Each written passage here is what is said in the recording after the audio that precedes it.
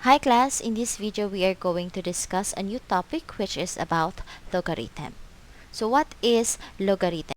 Let a, b, and c be positive real numbers such that b is greater than 0 and b is not equal to 1, which is our base, and the logarithm of a with base b is denoted by logarithm of a with base b, and is defined as c is equal to the logarithm of a with base b if and only if a is equal to b raised to c. So obviously, logarithm daw po can be transformed or can be expressed in an exponential form. So exponential and logarithm forms, ito po yung ating transformation. So from our exponential form, b raised to c is equal to a, pwede natin siyang i-transform in a logarithmic form of logarithm of a with base b equal to c. Furthermore, let's have this logarithmic function which is logarithm of x with base a equal to y.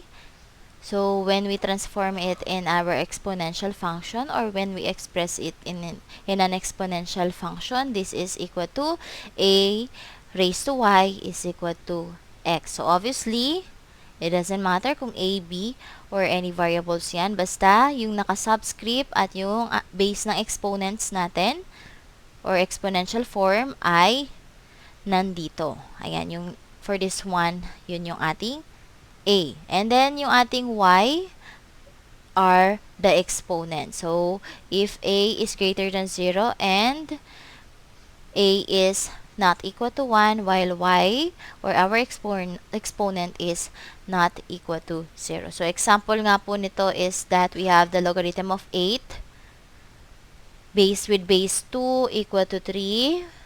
When transform into an exponential form, that is 2 raised to our exponent 3 equal to our 8. So, ito po yung mga changes, examples from logarithmic form to exponential form. So, you have logarithm of 32 with base 2 equal to 5. So, in exponential form, that is 2 raised to 5 equal to 32. So, ganun din naman halimbawa from exponential form, gagawin natin siyang logarithmic form. So, you have your 16, so that is the logarithm of 16. Then, kunin mo yung base, 1/2. Then, yung exponent mo, which is negative 4. Next, we have 7 raised to 0 is equal to 1. So, that is 1. So, logarithm of 1, get the base of your exponent. You have 7.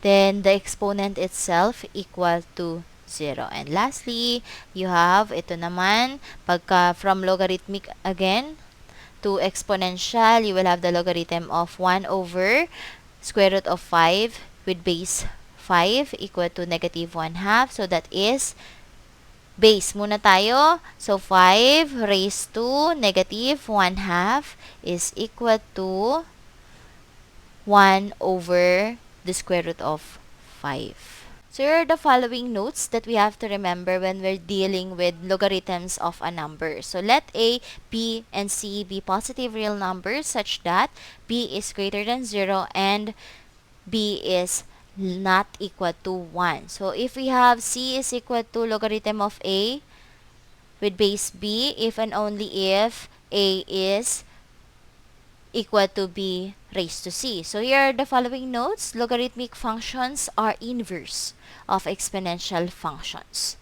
And in an exponential form where c is an exponent, with respect to your c is equal to logarithm of a with base b, mapapansin mo na yung c mo implies, or the value of your logarithm is actually the exponent. No, naka-equal siya sa ating letter C, which is the exponent itself.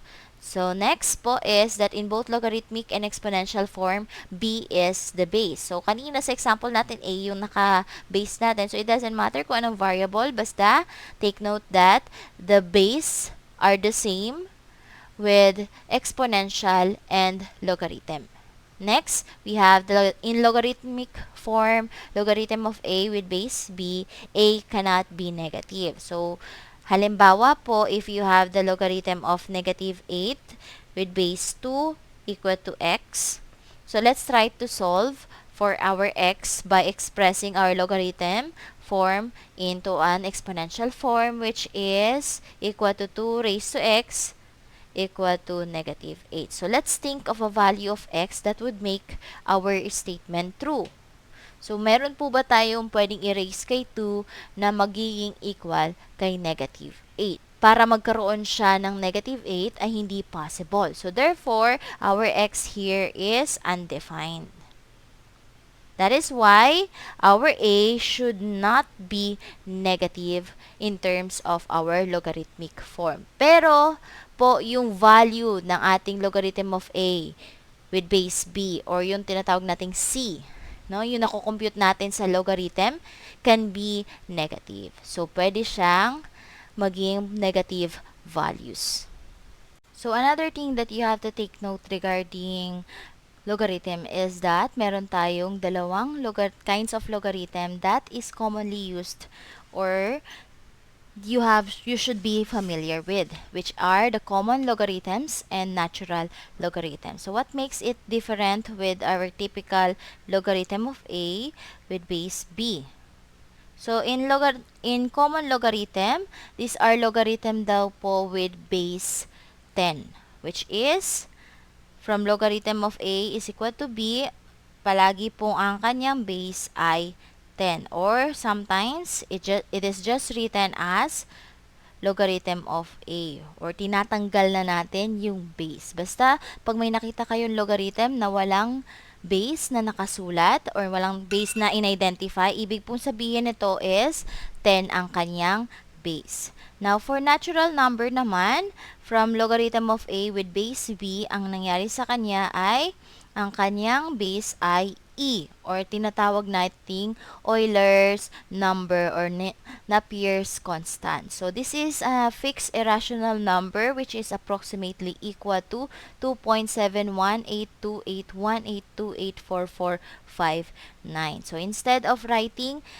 yung pinaka-irrational approximation number natin, nire-represent natin siya by Euler's number, which is letter E. So, logarithm of A with base E or written as natural logarithm or ln of A. So, this is read as natural logarithm of A. So, ito nga po yon, common log, logarithm of x with base 10. So, instead of writing 10 every time that you're dealing with common logarithm, inuumit na lang po yan. So, it is just expressed as logarithm of x. For natural log naman, or logarithm with base e, with base Euler's number, you will have it as logarithm of x with base e or yung common na ginagamit or nire-represent natin siya as natural logarithm of x. Let's have our first example. Let's rewrite the following exponential equation in logarithmic form whenever possible. So let's have b, our exponential form b raised to a is equal to c, transforming it into our logarithmic form of a with base b equal to c. So let's have our letter a. 7 raised to 2 is equal to 49. So that is the logarithm of 49. Then get the base, which is 7. Equal natin siya sa ating exponent 2. Next, letter b, we have the logarithm of 3 with our base 27 equal to our exponent 1 over 3. So let's have our letter c, m minus 2 raised to 3 equal to x. So this is logarithm of x, then get our base, which is m minus 2 equal to our exponent 3. Then last, for letter d, we have e raised to x equal to 3. So ganun pa rin po yan. That is the logarithm of 3 with our base e equal to x. However, this is an example of natural logarithm, so it should be written as the logarithm or the natural logarithm of 3 equal to x. Let's continue. Let's have our letter E, which is 1 half raised to negative 2 equal to 4. So that is logarithm of 4. Get the base. 1 half equal to the exponent negative 2. Next, let's have this one. This is the logarithm of 7 with base square root of 7, exponent of positive 2. Next, let's have the logarithm of 4 over 25.